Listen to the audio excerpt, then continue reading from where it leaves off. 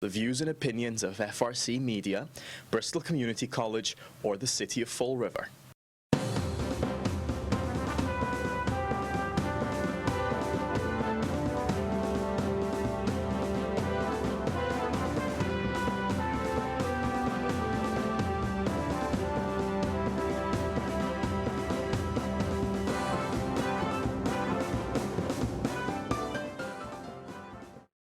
Well, good morning.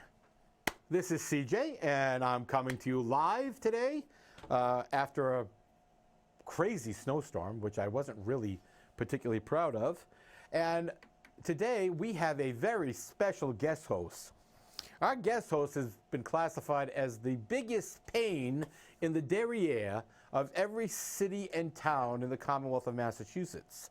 I have the pleasure to introduce the founder of the biggest aggravating organization in Mass, Patrick Higgins and Associates. Welcome, Patrick, to Spindle City Straight Talk. Good morning. Welcome. I'm glad to be here. Well, I'm glad to have you here. It's going to be very interesting to see how this pans out because we haven't really had many guest hosts here except for Carlos, and some people just don't get happy with him.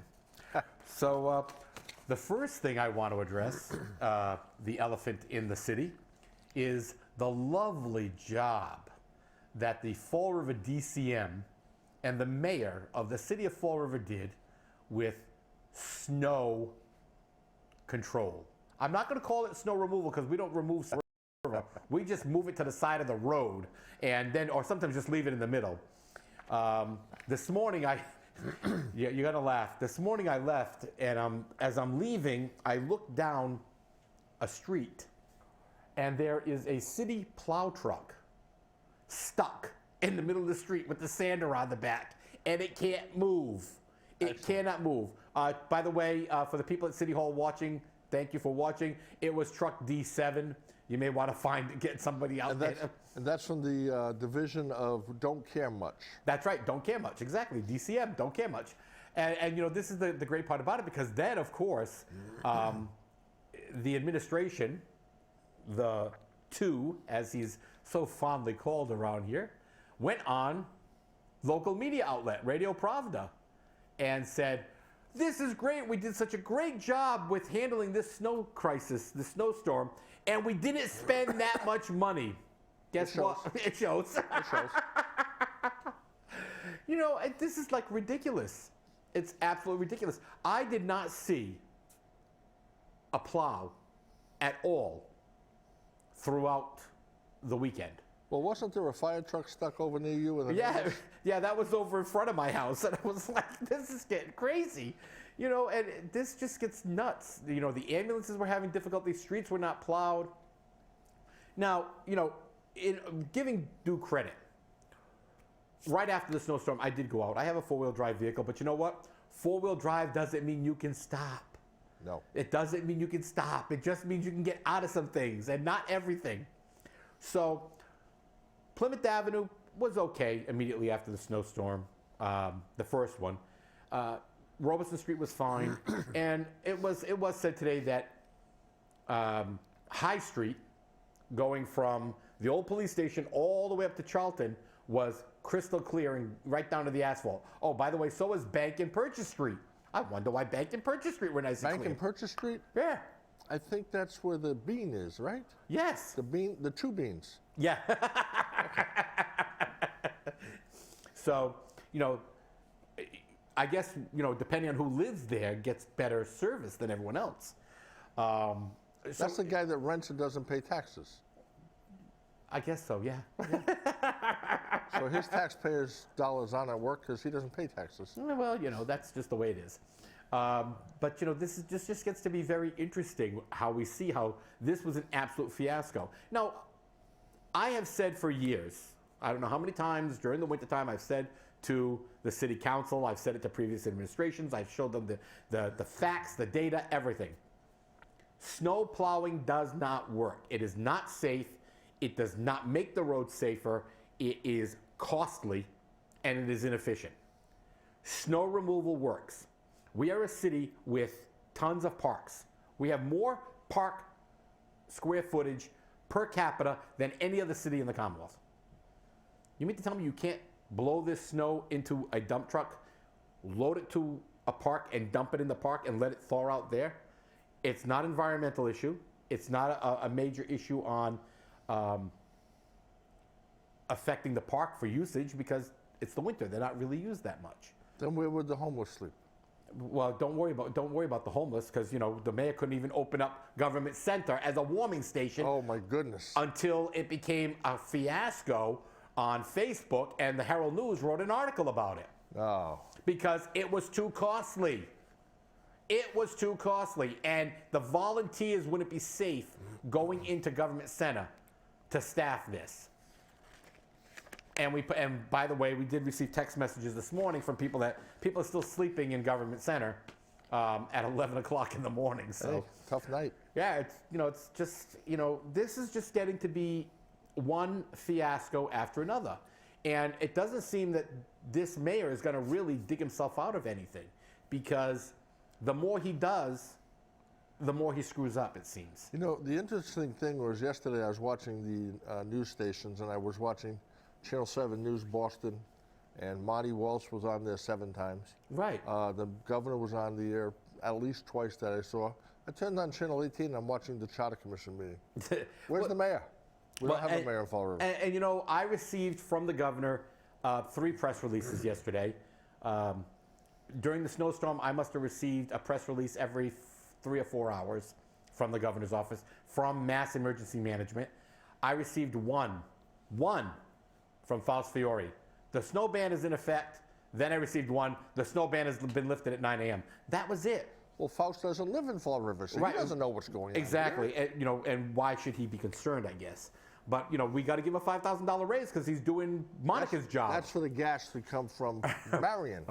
Right. Plus, he's doing Monica's job. So I don't know what Monica's doing for that $5,000 extra that she's getting, but, it's just craziness. I do want to bring out to our viewers and to the people of Fall River, this weekend we had 2 space heater fires, one resulting in a death. We lost Christine Lomas, who was a school teacher here at the Carlton and Viveris Elementary School. And a special education teacher. And a special education Those are teacher. harder to replace. Exactly. And it was I guess, electrical space heater fire. And then we had another fire over on Franklin Street, which was a space heater fire. And people, please be very observant and very conscientious about your space heaters if you still have those. I remember when I was growing up, we used to take wet towels and throw them over the top of the space heater to add some humidity to the air because it would make the house a little warmer because you're generating steam.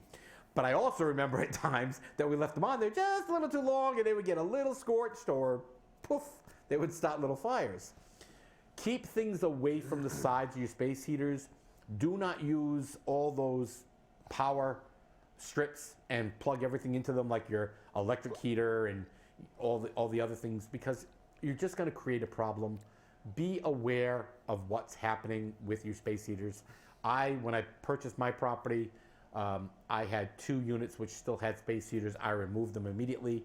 I put in forced hot air for those units. They get a much smoother heating area, and it works out much better, and there's less danger to family members and occupants. Well, while we're talking about space heaters, the electric and gas hot water heaters too, make sure you got a 3-foot clearance on that too, so you don't burn down your house. Yeah. Well, I was in my basement earlier this year before the winters came in, and I noticed things are slowly encroaching next to my hot water tanks, and that's all been moved and things got thrown out, and because that's what you have to do. So please be aware of it, and with spring cleaning coming, please clear out your basements, clear out the areas around your space heaters, and take good care of yourself and your family. We don't need a 3rd space heater fire at all. I know our Fall River Fire Department works hard. They do an amazing job, but smoke kills, fires can kill. Our homes are stuck with synthetic materials, and they generate hydrogen cyanide gas. So, And one other issue, if you're living in a rented property, an apartment or apartment complex, make sure you buy renter's insurance. oh, definitely, definitely. I mean, $120 a year. The neighbor next door, you don't know what they're doing. If they go up in flames, you're going to lose everything you got. Yep. And you I know, mean, sleeping in the car is not fun. yep, $10 a month. That's all it costs. So, you know, so please be aware of what's going on around you, because, you know, this gets to be very dangerous. And now you have a family. The Boston Globe did an article on Miss Lomas, and you know, the mother is devastated. She used to bring kids home from Crystal Springs, and you know, this was a woman who did a lot of work, You know, unrecognized, and you know, what's the old saying go? Only the good die young. Hence why you and I will be around forever, Patrick. Speaking about being around forever, just a reminder, if you have your calendar out, March 7th from 6 to 7:30 p.m., we have 2 Assistant Attorneys General coming to the Fall River City Council. So all you politicians that are watching this show, take out your calendar or take out your iPhone and punch in March 7th, Tuesday night, 6 to 7:30, open meeting law training. Free. Anybody in the area can come, and hopefully we'll pack the place. Yeah, well, the city council chamber only holds 150 people, so I want to pack it. I'd love to see it packed. So the local print media, Pravda, I have such a way of making friends and influencing people, don't I? You know, the funny thing about you and I is we make people happy every single day. Yep, either by showing up or by leaving. Most Exactly. often by Most leaving. likely, most of the time when they see our car pulling out of the parking lot. Exactly. You know, I don't usually give Pravda a lot of props, but you know, city government responsible for the welfare of all citizens, including the homeless. You know, I'm not a big advocate of government intervening on behalf of any citizen, and you can see this, what's happening with this type of government intervention. Big government equates to bigger problems. But you know, when you have a big building like Government Center that could be opened up in the middle of a storm to And it allow always people, has been in the past. right? Well, actually, no, it hasn't. Well, that started under the Flanagan I was administration. going to say Flanagan and Sutter did, Yeah, that was under the Flanagan administration. but the that it kid began. has no common sense. Well, you know, this is probably very true, but you know, there is such a thing as compassion. Okay, and I guess when you're driving around in a Beamer or in the city party bus, and you know, your idea of you know, roughing it is that you had to take out your campaign EBT card, or I should say your campaign debit card. I don't want to call it EBT card, but campaign cards are EBT In cards. this case, it is his Yeah, EBT card. you know, to pay for your coffee at Pink Bean. And go ahead, call me a liar, because I got the campaign finance reports here. You know, one coffee is a campaign meeting. It just gets me funny. It makes me laugh. But you can't turn around and open up the doors to Government Center. We know that money's tight, okay? But how much of an expense is it to open the doors? Because the building's already heated. Otherwise, we'd have frozen pipes exploding all over the place. So you need to have a police officer there, which is going to be on overtime, and I understand that. And I have a problem with the abuse of overtime in the city. But Don't they have walking beats at night? no, not this Not time of year. anymore? Not this time of year. And the know they walking used beats, to. the walking beats are limited. They used to. As a matter of fact, a very good friend of mine, Sneaker, Yes. used to walk all over downtown. And And one of the founders of JJ's did too. yep. And so, you know, it's a day. But I got to give the Pravda a little bit of credit. It does, you know, like it says, it does no good to say private organizations are taking care of the homeless. If the homeless are full citizens, then city government should be providing them with basic services, and charities should take care of the overflow, not the other way around. Well, I think here that that's kind of a little bit where we overstep what I think government should do. I think government should provide access to those services. I don't think that they should be providing them. Government should not be in the business of welfare, okay? There's a difference. You're going to end up shutting off everybody's check. You say that. I know. I believe in a hand up, not a handout. Okay? And if these people choose not, and many of them have said it, they've said it to police many times, I do not want to go to a shelter. Mm-hmm. I do not want to live in a shelter. I do not want services. Then they need to make sure that they've made arrangements to take care of themselves as well. But in situations like we had this weekend, I think that it would not have been a big deal to either open up the Durfee High School auditorium or Government Center and allow people to come in, sit down, and if people wanted to come in and volunteer and serve coffee and donuts or whatever, that's fine. The interesting thing, Mayor Marty Walsh in Boston, they opened up all the libraries on Sunday as warming shelters. Right, exactly. Can you imagine having a movie in the library on a homeless day for the homeless on a snowstorm? Yeah. Oh my goodness, I didn't come up with a great idea. No. Patrick, what are you doing? You talking common sense again? You know, we were talking about money and the cost of city government and opening up the government center. The mayor and the city council, they still can't figure out how to get $20,000 legally from one account to another. Hence why they need open meeting law training. Yes, because last Tuesday night, as we know, the city council opened. Mr. Long definitely needs to go to this open meeting law training because he had a motion to take the transfer off the table. It wasn't on the agenda. And they spent an hour debating it, and then they finally brought it, transferred to a vote of $20,000 instead of 30 because Steve Camara is a mathematician, could figure out he couldn't get 5 votes on 30. And, but what he forgot was you need to comply with the open meeting law if you really want to get that transfer through. And well, yeah, because guess what? This is not something that they could not have reasonably foreseen. They talked about it on WSAR for a week. Exactly. How did you not know what was coming up? Right, and it's also not something they couldn't have not reasonably foreseen. Therefore, it should have been placed on the agenda. But because it wasn't placed on the agenda, you know, Steve Long, my 8 generations of family, which have sucked off the city teat for 8 generations, had to make sure he got it through because he's got to kiss the mayor's derriere. Yeah, he's part of the branding campaign. Yeah, that's right. He's the campaign chair. You know, come on. The branding. Yeah, the $100,000 we used to make it here. Yeah. And then it's now fake it here. No, we used to make it here, but then all the factories moved to Mexico. That's right. Because of NAFTA and President Clinton. But what I think is funny is that you know, when you look at this campaign, this first campaign video, it violated everything that this administration stood for when this administration was on the city council. Nobody who's elected should be in the video. He voted for that. And the worst thing is that the people on the committee all have their businesses in the video.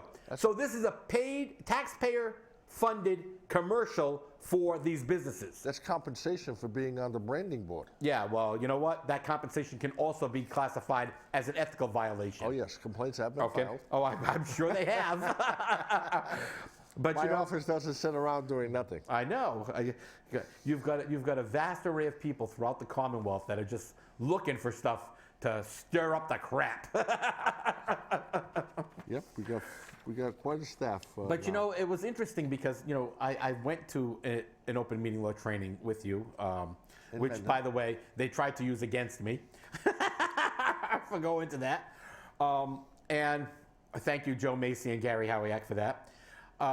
And it was amazing that both attorneys general that were present said it is everyone's right to do it. And when asked if a city clerk or town clerk should file an open meeting law complaint, they said yes, they should. If they see the violation and nobody's willing to fix it, do it. But you see, here in Fall River, what we do is the city clerk doesn't do that. And I like Allison. I think she's really good at her job. Colleen, and Inez do a great job. They do a wonderful job, so I'm not trying to pick on them. But they also have to be very aware of the fact that they have multiple roles that they're trying to fulfill. And it kind of makes it difficult if you're filing the open meeting law complaints against these people. But when you have a city council president who turns around and tells you, I don't care, file the complaint. What do? See, now I've never gotten that response from Oh, him. I have. And I as have. the town administrator in Seekonk, I've filed quite a few in Seekonk Right. and Salisbury and Natick and Shrewsbury and East Longmeadow and everywhere else. Easton, and you name it, you filed it. There's not too many that town administrators and mayors that don't know my name. Right. If I show up at a meeting in a foreign municipality, foreign as in not in Fall River, this area, they're like, uh-oh, what did we do wrong? And how can we fix it? But Allison does a great job. But the thing about Allison is, you know, they've never done it this way. They've never accepted minutes for 10 years. They never put the police reports, the name of the police chief's report on licenses, they never put the names. We're getting a lot more specifics now on the open meeting law notices by the city of Fall River. The training is going to be wonderful. But, you know, I don't really care if Allison files complaints because if you bring it to her attention, it's fixed. It doesn't even have to go to a complaint anymore. So they're doing a great job. Well, you know, and again, Allison's very approachable, and I've worked with Allison and Carol Valcourt. As a matter of fact, I saw Carol Wednesday. We both had our dogs at the groomers, and we started talking back and forth. You know, it's amazing we bump into people. But God bless Bentley. but it just makes it very interesting that everyone can do this. Now, we've got a few boards, like the Park Board now, the Historic Commission, and hopefully the CPC. CPC, Attorney Machado just doesn't want to understand. Yeah. Hopefully he will be there March 7th. I hope so too. I think I'll mail him a personal invitation. But I see that they're at least these boards are more inclined to listen when you make a phone call and change it. It's the city council that hasn't been willing to really make a change. And I know that at one time, a reporter from Pravda had to file an open meeting law complaint, and that put the kibosh on it. And, you know, I haven't filed an open meeting law complaint in probably 2 months now against the city council. But I did file one over the weekend against the CPC. And Those were flagrant. oh yeah, I mean, and you know, I made it very clear using previous, you know, decisions. But you know, the funny part is now, if I call a town administrator or a secretary of board and say, "Hey, your agenda has this problem," 15 minutes later it's done. They figured this out. yeah, It takes 15 minutes to resolve a problem that I bring to your attention, or it takes 6 billable legal hours to fight me, where I have a 97% conviction rate. Findings of violations of open meeting law by the Division of Open Government. right. So But you know, 15 minutes or 6 hours at $200 an hour. right, and the thing that Fall River doesn't understand is that the city council, the board, is responsible when the responses are filed late. And they are. And they are, because Single. corporate counsel files them late. Or he'll file it before the city or before the, Before public the board body even gets it. which is another violation Exactly. of 38. So, you know, it always makes me laugh. But, you know, I've asked our viewers on numerous occasions, and I'll do it again, to please, when you got a tip, call it into us, send it to us via email. Your identities are kept very private. We've been getting a lot more of them. I happened to be in Walmart yesterday. I know, you hate Walmart. I would rather drive all the way to Swansea to Target than Yeah, go I to know. I used to go to Fairhaven, but Kmart's closing there too. I got to go to Cranston. Cranston. But it just gets to be very crazy because no matter where I go, there I am. And no matter where I go, there are my tipsters because they're all coming up with the stories. And the big story of the weekend, the big story since the snowstorm was the fact that the streets suck. That is what the big statement was. The streets suck. And then the mayor turned around with the audacity, with absolute audacity, said, and we didn't spend that much money on it. It shows. Yeah. You know, every other community in this area uses a brine treatment on the road before the snow starts because it melts it as it's falling. Right. Not but the Fall thing River. is, no, but the thing is they couldn't with this particular snowstorm because it was raining before the It would snow wash it started. away, I understand. And it would have washed it away. But at the same time, when that had finally converted over to snow, They should have had sanders out there. They should have had, salt out there. I don't think they used any salt or sand at all during this snowstorm. I saw a sander truck or a salting truck for the first time today, and it was stuck. WWLP in Springfield was reporting over the weekend that the snowstorm last week, not the one, Yep. $300,000 they spent on Right. snow removal. Boston's into like 1.2, and Fall River's got like $20. Well, labor. according to the mayor at the Niagara neighborhood meeting, he had already spent all of his snow budgeted money for the year. And so he had to sign an order to allow deficit spending. That's normal throughout the Commonwealth. And that is. But here's what, but he bragged about the fact that he just paid off last year's snow removal. So you paid off last year's, and now we're going to start spending, deficit spending again. But here was the big lie. And yes, I'm calling it a lie. John Perry came out and said that we budget what we think is a reasonable amount of money for a season.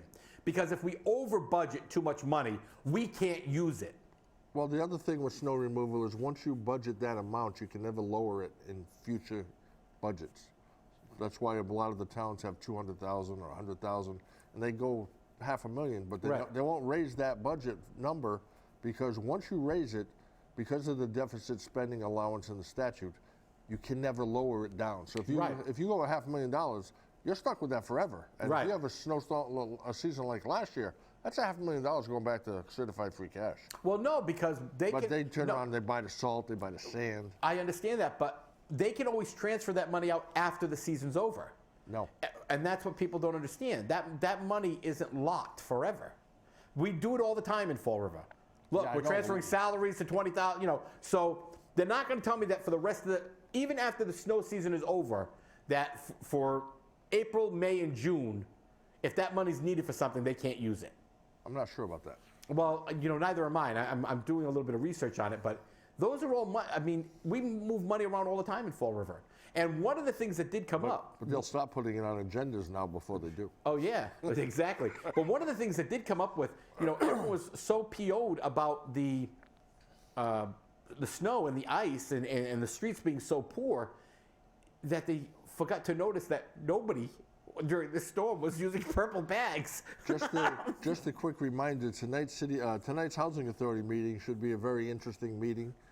They have those 2 employees who are suspended without pay going for their hearing tonight. Yep. So that'll be a great meeting to attend, because you can't count on FRG TV because they didn't get the first half last meeting. Hey, cameras we have the same problem here. Sometimes the camera doesn't work. But I really have a serious problem when the mayor can brag about the fact that he didn't spend that much money on snow removal and the city's streets suck. They look like crap. And that's where I have a big problem here. But he has another chance to do it again Wednesday. Yeah, this is getting to be nutty. All this snow keeps doing is piling up, and we're not removing it. But the best part is people put those chairs out, the litter on the streets, and I get new chairs for my apartment. They got to come hunt you down for that. But honestly, we need to stop snow plowing, and we need to start snow removal. Snow removal is important, because with snow removal, you get what you pay for. And we're not getting much at this point, that's for sure. So, life is wonderful. And that's going to be the end of that for this Hopefully episode. we'll be here Wednesday, because there may or may not be another snowstorm. Right, because Mother Nature wants to keep us off the air until Chip comes back. Hey, Chip, if you're watching us, we miss you here. We know you may be coming back shortly. Have a great day. Stay angry, and we'll see you on Wednesday. Get better, Chip.